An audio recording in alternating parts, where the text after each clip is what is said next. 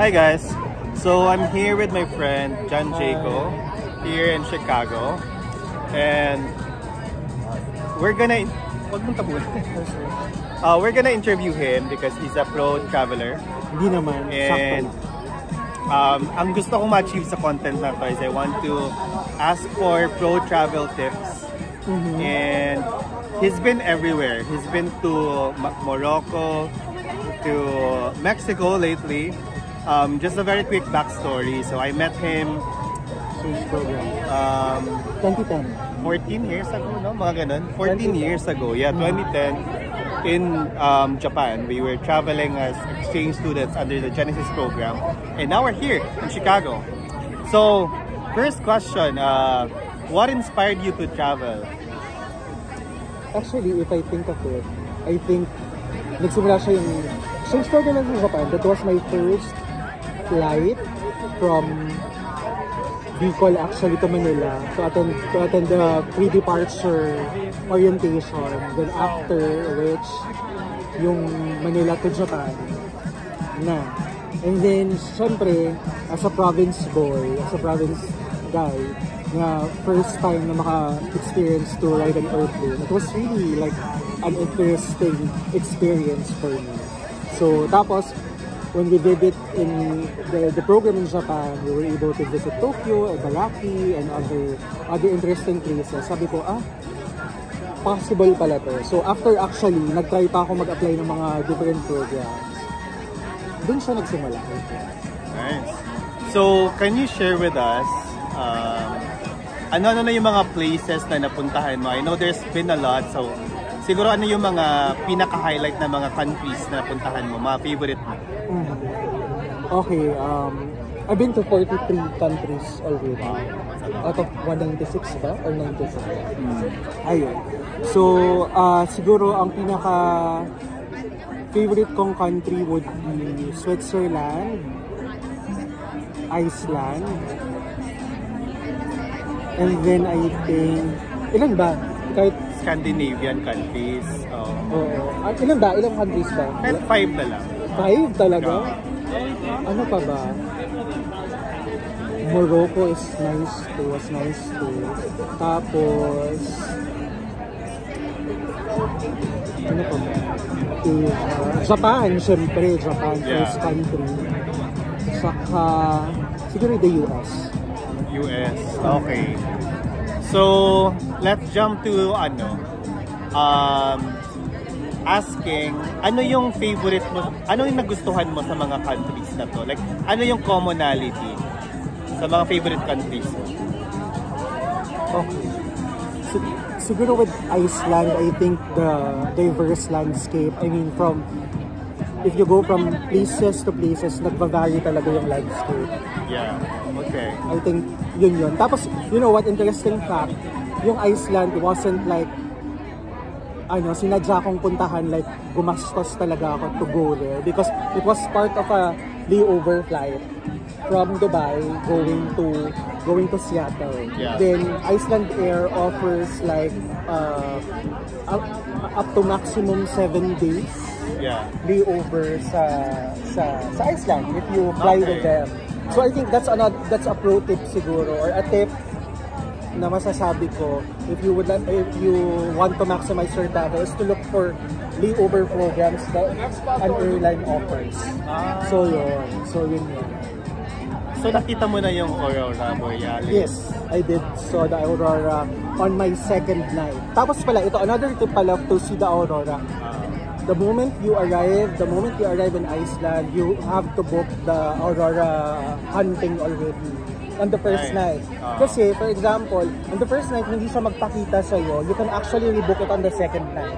So, sa second night, hindi pa rin siya magpakita sa'yo, you can rebook it for alternate for free until makita mo siya. So, if you do it like, a few days na lang before you to fly out to Iceland, then mas less chances. So, the moment you arrive, my suggestion is to do it. So, I have a question for you. Among all these travels, ano yung pinaka-favorite mo na travel moment? Yung, let's say, pinaka talaga that was my favorite moment when, like, in my travels. Yung something that you would, you know, like talagang ring the bell when someone says that. Meron ba? Okay, I think as cliche as it may sound, no? Pero meeting talaga, meeting friends sa mga pinupuntahan, like, you know, reconnecting with them, like you, di ba? Who would have thought na mag-meet tayo dito sa Chicago? So for example, for Loy also, sa sa Mexico last time, she also met me, you know. I think that's the highlight. Pero siguro among the impossible yung mga ano, like yung Aurora, di ba? It's like the peak of a traveler na dream na makita yon sa you know, on your very eyes. So yun, I think those things. Yeah, meeting friends talaga is a highlight. Ang sa akin, gusto ko lang ma-share very quickly na my favorite travel moment is nung nag-boating kami sa Kuala Selangor, sa Malaysia. And who would have thought? Kasi most naman sa Pinoy, parang siguro goal mo mag-Malaysia for first few years. Pero hindi talaga siya yung ultimate travel destination mo, diba? True. But in Malaysia kasi, parang meron silang firefly watching na offering. So like around, I think mga June, mga August, ganyang mga months, doon yung mga months na lumalabas talaga yung fireflies. That was so perfect kasi maulan noon and we were boating and we took the boat to this island. And talagang sobrang daming fireflies. It was just like so magical kasi akala namin the Christmas lights. But it turns out like that entire island, which is not very big, it's just small, but the entire island was covered with fireflies. Fireflies alone na. Like, lang trees talaga covered with fireflies. That was my favorite travel moment up till this date. Matagal na nun, mga 2019 pa lang yun. Actually, yung sinishare mo na, I remember that we also have that in the Philippines, sa Bohol. Because back in the Philippines, I was field producing show also, no? Yeah. So, kumbaga, yung Philippines, somehow, ikot ko na din naman siya because of the show I did. And one of the show we did was the ones in Bohol. Yeah. And then, part nun, merong firefly, ano din talaga, cruise. So, na-try mo na? Yes, na-try ko na doon. Sobrang magical niya. Yeah. That was so good, actually. Ngayon, we wanna get pro tips, no, from Jan, kasi... Hindi naman ako pro. He's been to 40 plus countries. Oh my God, like, I don't think... I don't know, we'll never know. But it's a difficult feat to achieve already. So, can you share with us, paano mo pinaplano yung trips mo? Like, do you really need a lot of money to get this done? How should we start in aiming for more countries to travel to? Sige, ano mga suggestions mo dito? Okay, so first off, I think you have to strategize muna din. Yeah. So, as a working professional, so we have our annual leave or leave per year. So I think you have to like maximize it if you wanna, you know, go to countries within that specific year. Na kunyari, if you target siguro mga 5, so dapat i-strategize mo yung annual leave mo. 2, you have to connect it also with holidays of that specific country. For example, I am working in Dubai, right? So we also have like about 15 holidays in a year. So parang hindi din maubos yung annual leave ko. Usually, connect ko siya sa mga holidays. So yun yung first. Next, since you identified your annual leave already and holidays date, for example, so alam mo na kung kailan yung mga months na yun or mga days na yun. So as early as possible, you have to look for flights already. Okay. So gaano ka advanced dapat? Like mga I usually do like 4 months before. Like for example, yung family ko went to Dubai in December. So December is an expensive month, right? Yeah. But I booked their flights April pa before. So mga ganon. So you have to like really look for a good deal talaga. So hindi lang yung Skyscanner, talagang across websites talaga to compare prices. Tapos another thing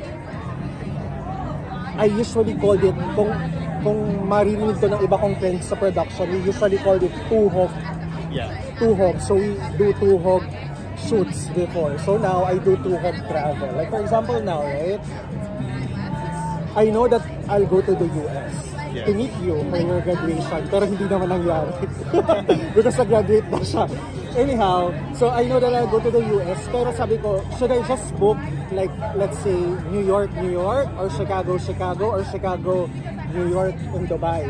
Pero, since I compared the prices of a regular Dubai to New York, or a regular Chicago to New York, and it's comparable to like Dubai to Mexico and exit Toronto to Dubai, then I chose the latter. Kasi sabi ko kako, it's the same price, and then I'll be able to see more places. And then, syempre, hindi ko din agad naman siya binook. So I have to check also local flights within the US or, you know, Mexico to Chicago. And if it's reasonable, then push. So yun, reasonable siya, within the budget, then I grab it. So with this 2 weeks, almost 3 weeks na leave, then I was able to visit 3 countries, right? Yeah. My last leg would be Canada. Yes. So yun. So that's another thing.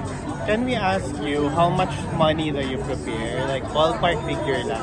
Every travel. Like, to be honest, hindi naman sa to be honest, before, syempre, budget traveler ka before, so you only have to work with a certain amount, no? Now, hindi na ako masyadong kasi mayaman ka na. Hindi naman. But the thing is, actually, yung yung kind of traveling ko, nagbago na din. I want like the tawag nito? The normal pacing lang, parang P2-ish travel na parang I just want to relax. I don't want like my days full packed with schedules. Yes. You know? And what do you usually do when you travel? Ano yung mga typical mong adventures? Siyempre, aside from yung mga tourist spots or mga interesting places, I usually lean towards also the food scene. Food scene? Okay. Pero as an Asian, no, or as a Filipino, mahirap na for certain number of days, you just eat their local food, no, or local cuisine. So you really will look for rice. Alam ko na yung gusto niya. Like, we have to always look for the Asian restaurants na may kanin talaga. Gold na pala tayo.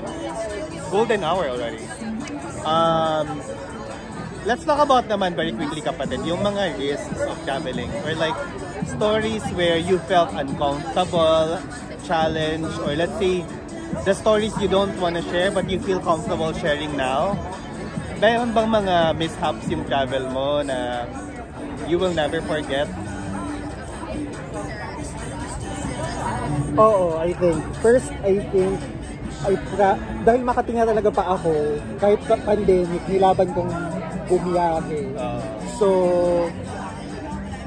one of my Europe trip, ang schedule was France, then Switzerland, then Salzburg, Austria.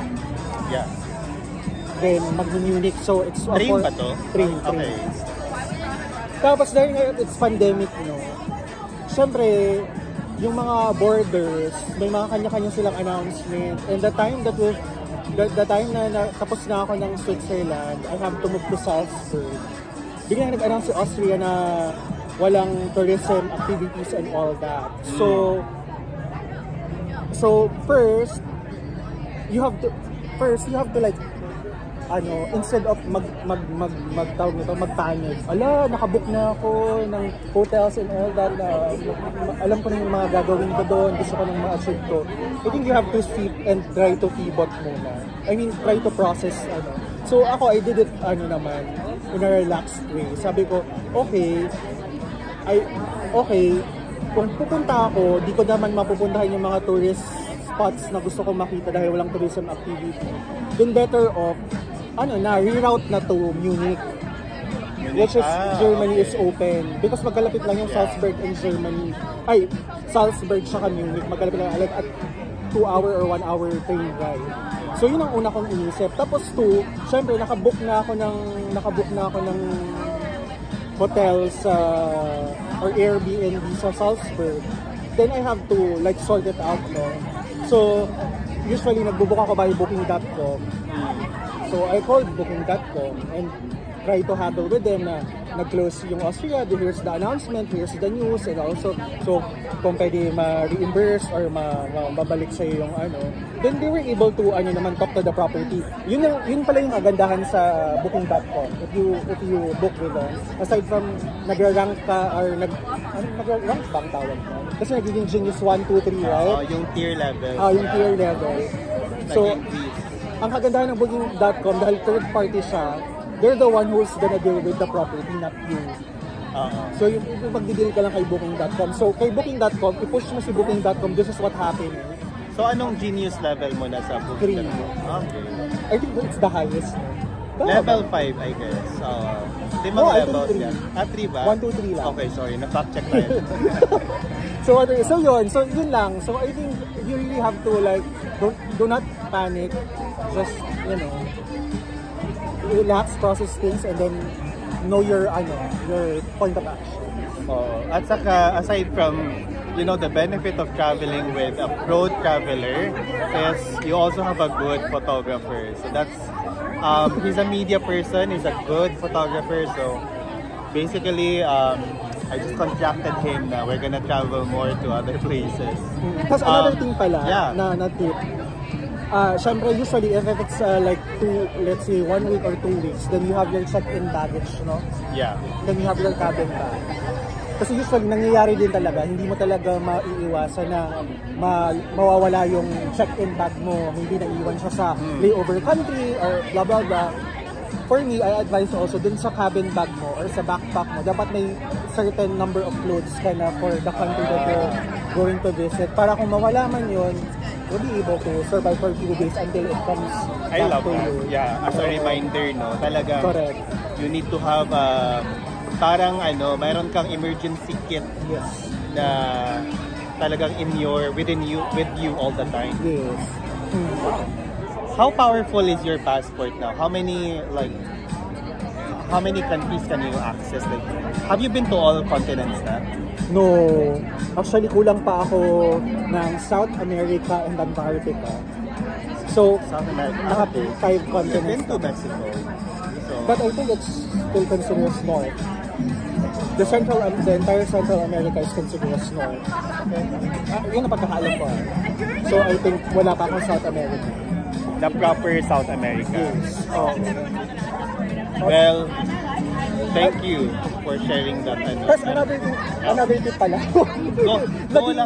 Naging libo. Okay. Ayun, syempre sa professional career mo, you'll be able to access to credit cards, for example.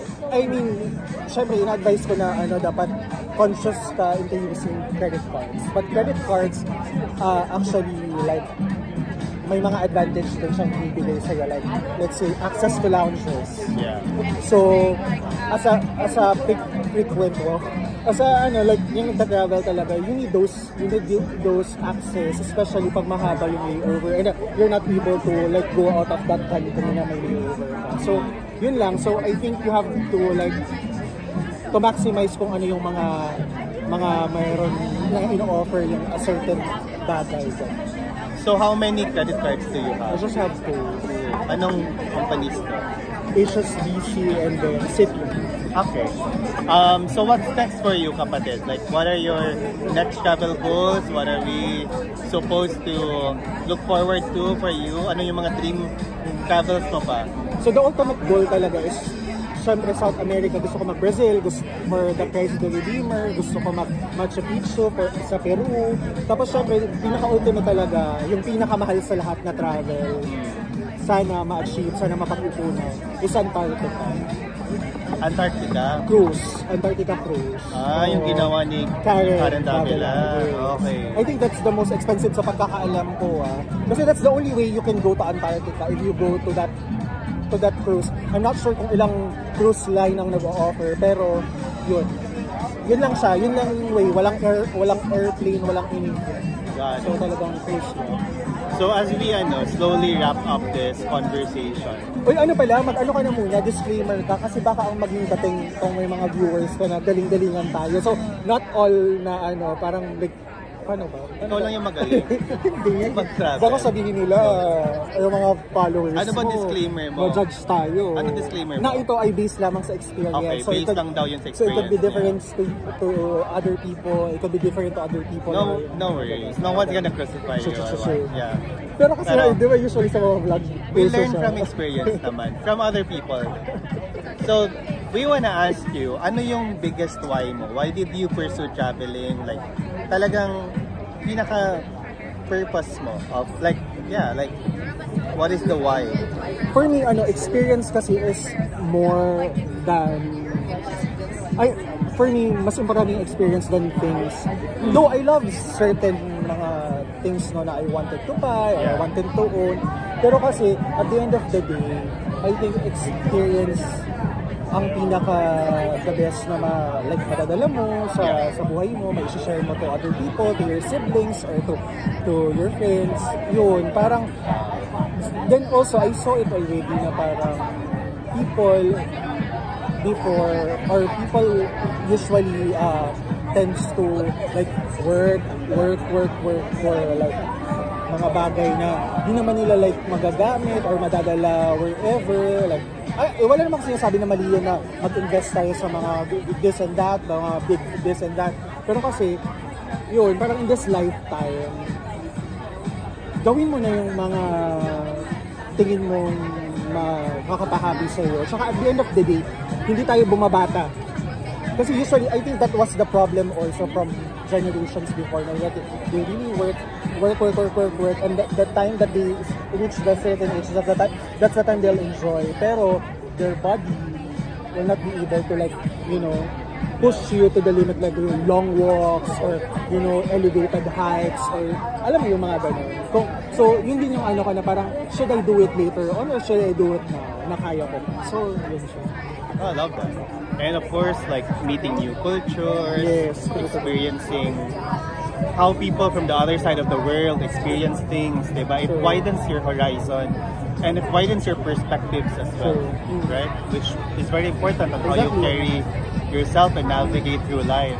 Yeah. So, how can we follow you? Like, how can they follow your travels? Instagram, social media. Hindi ako influencer. What is your username? It's Wanjayco. It's Wanjayco. So yun, naka-public naman ako so you can find me. Thank you kapatid for doing this. And looking forward to more travels with this person. And as his photographer.